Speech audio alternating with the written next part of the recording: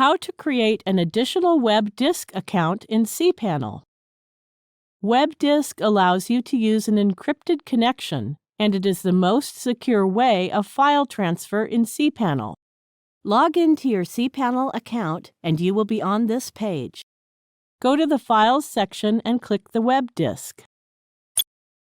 Here, the main web disk account uses the cPanel's user and login ID, and you may need to give the account's login details to other users of the domain. You can create an additional web disk account and give it to other users.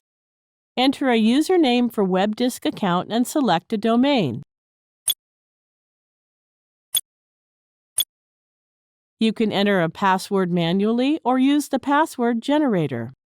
To generate a password, click Password Generator. Now copy and save the generated password in a secure place.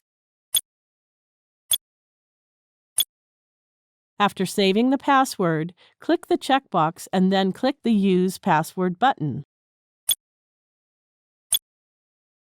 It automatically fills the generated password that is very strong. You can enter a directory for the web disk account to use. You can limit the access of the user to a particular folder or file by entering a directory here. The system already suggests one directory for you.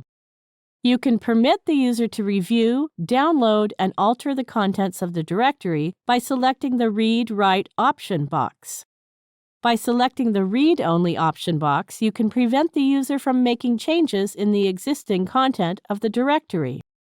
It is important if you allow the user to only read and download the data. He won't be able to alter it. If you are using the Windows operating system, you will need to mark Enable Digest Authentication. However, if the server has an authentic SSL certificate and can make an SSL connection, then it can be left disabled. Now click the Create button. That's it. We have successfully created the web disk account. Thank you for watching.